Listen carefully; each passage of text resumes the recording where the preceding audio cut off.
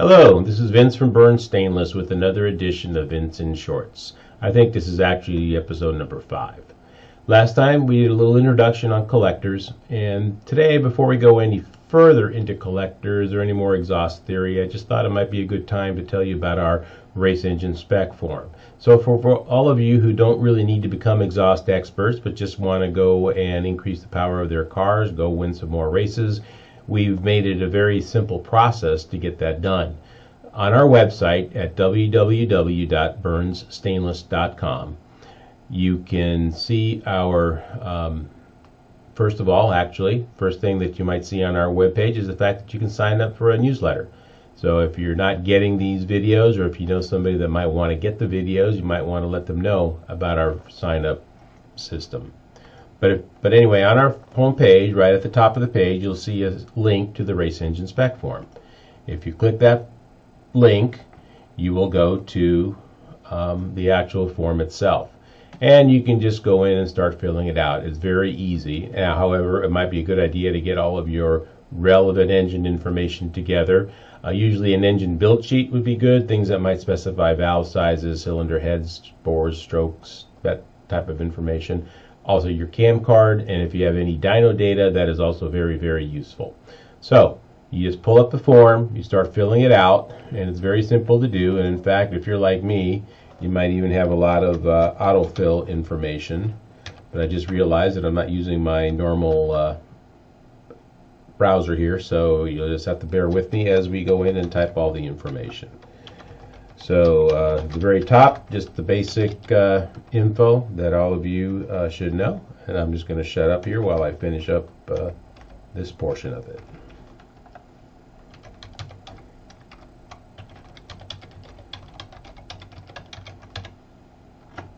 Then we get down into your racing. So the first question is racing class. What racing class are you running in? So the example that we're going to run today is just going to be an NHRA stock eliminator car. So NHRA stock eliminator.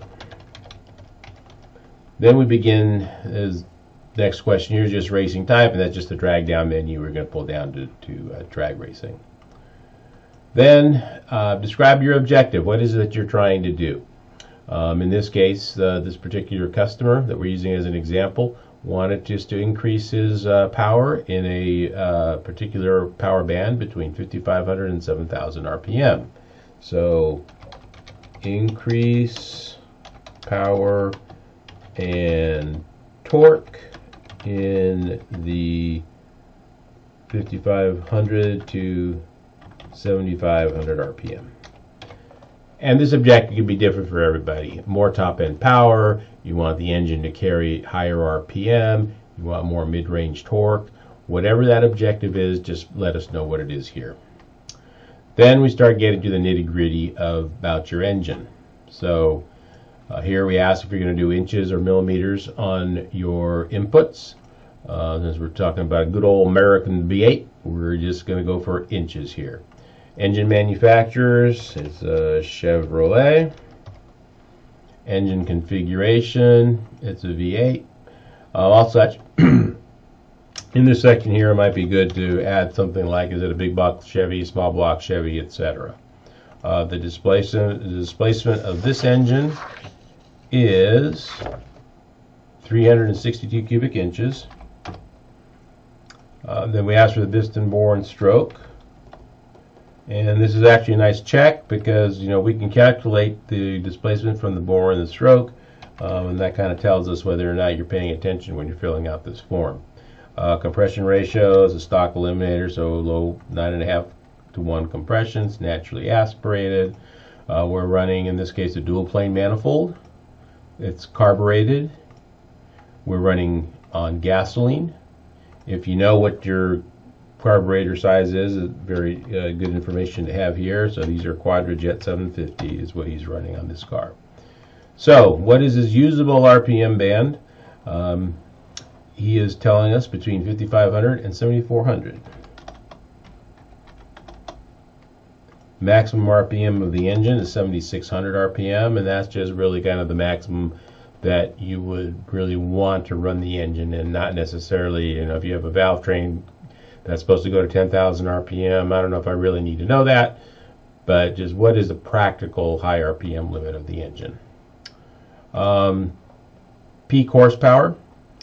In this case, we're looking at an engine that's running about 463 horsepower, and he makes that at 6,700 RPM.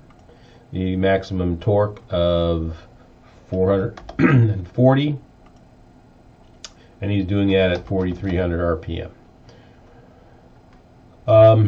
One thing to note here is we're talking about the objective. As you can notice now, this engine is making maximum power at 6,700 RPM, yet the customer wants to run the engine up to 7,400 RPM.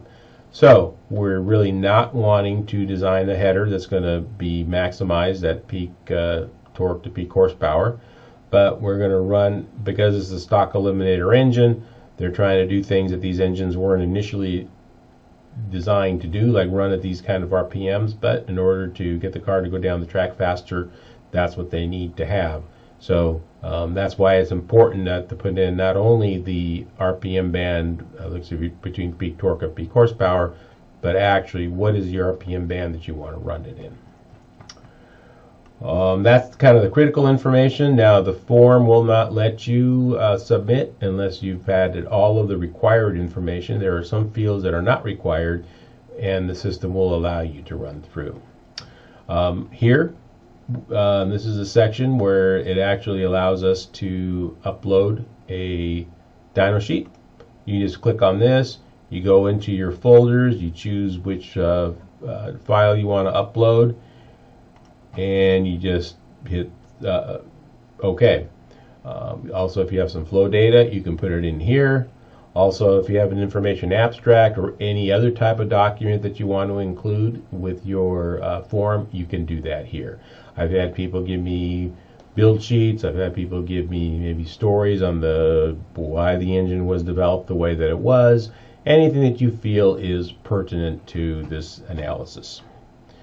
Then look at the camshaft manufacturer. This is a good time to maybe pull down and take a look at a actual cam card.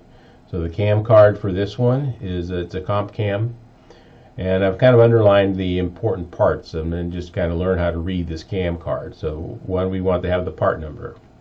Number two, we are actually looking for the valve lift, and we want the lift at the valve, and in this case it's 390 and 410. Then I'd like to get the duration. That's the most important piece of information that we hear, and I really prefer to get that at the 50 thousandths mark. So at 50 thousandths, 50 thousandths duration here is 258 on the intake and 264 degrees on the exhaust. These numbers here are the cam timing numbers, and you can certainly include those on the form. We have a place to put those. But if you don't have the cam card, that's one of the pieces of information that's really not that necessary. So, camshaft manufacturer, we have comp cams. Learn how to spell. Lifter type, we'll go mechanical roller, or actually flat, yeah. Intake duration, we said that the intake duration was 258 at 50 thousandths, and the exhaust was 264 at 50 thousandths.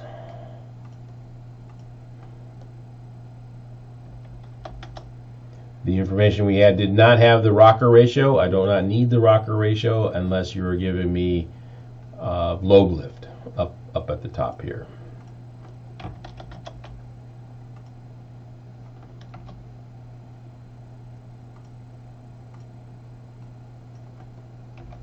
Sorry about that. Just realized I wasn't putting those numbers in correctly. Okay, I won't bore you and put this information in here, but you know I would certainly do that from the cam card. Cylinder head manufacturer, we're just going to have Chevrolet. Cylinder head model, we're just going to say it's a stock small block Chevy, or if you have a part number there, that'd be good to know in that section. Actually, in this case, we do know a little bit more. It's a 1969 441 cast iron.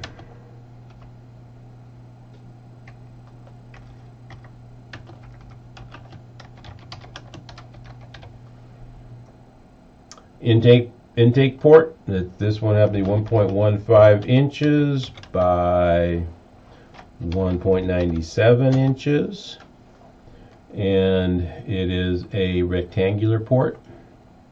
The exhaust port, a little bit more detailed information we want here. And this one is 3.7 inches wide by 3.7 inches tall.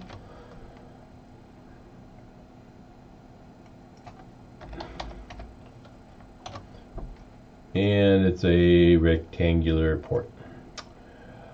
Actually, this looks kind of square based on the sizes, but it is what it is. Intake valve, it's a one valve, one intake and one exhaust valve, which is a regular 2-valve head. The intake valve size is 1.94 in this case, and 1.50 on the exhaust.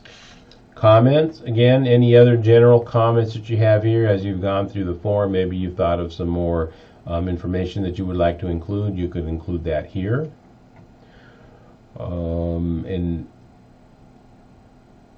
also here in the current exhaust, this is also very, I don't absolutely need it because many of you may not have exhaust systems yet, but if you do have an exhaust, I'd like to know really what is the exhaust configuration, particularly if you put dyno data information in there. I would like to know what is the configuration of exhaust that you got this dyno data on.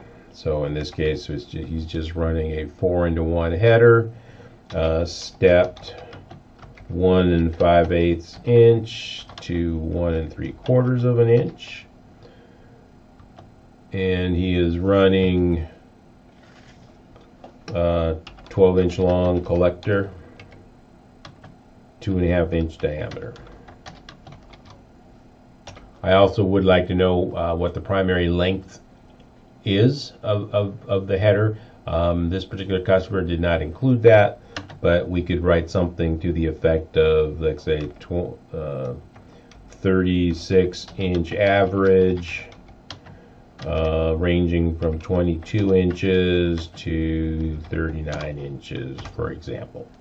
So that's the kind of information I would want to see there. If there is some time urgency here, you can indicate a date of when you would like me to respond back to you. I typically respond in 1 or 2 days. If it's something that is very urgent, feel free to give me a call, and I will try to get that sooner rather than later. If it's something that can wait a week, just put it on there, but I typically won't wait that long. And by all means, if I haven't contacted you in the period of time that was specified, please, please, please do not hesitate to call and remind me. Sometimes we get busy. Sometimes I might even miss the form when it comes in. But we don't want to do that. We want to be able to take care of you. At the end, you got to tell them that you're not a robot. And it takes us up, which I think it's going to say that we missed some information somewhere. So let's see. I'm going to try to submit the form here. And at the top, well, nope, we were all good. So if you forgot one of the important pieces of information, it would have told you that in that pink box up at the top of the page. Once it's been submitted, I will receive an email telling me that the form has been submitted. We will go input the data into our computer program named XDesign, which is a parametric design program that we designed here at Burns Stainless based on our many, many years of working with professional erasers. And once I've taken that information, loaded it into the program, it gives us a result. I will give you a call typically. We will go over the results of the analysis, making sure that I understand completely what the scope is of the project. And then from there, we would give you a design diagram. And I do have an example of one here. It is here. So this is a typical schematic. So in this particular case, we're recommending an 1 5/8 step to 1 3/4 header with a reverse cone megaphone setup. Megaphone go to 3.5 inch with the reverse cone to 3 inches. And you'll see the schematic here is written down in this section here in words. And based on that, if everything looks good, I can put together a parts list, which includes head flanges, mandrel bends, collectors, tabs, any of the other pieces that you might need to build that header, and provide those to you so that you or your fabricator can put the header together. So I hope that you've enjoyed this episode of Fins in Shorts. I hope that you've learned something, and I'm looking forward to, again, hearing your comments and questions, and we'll just continue down this road together. Till next time, bye-bye.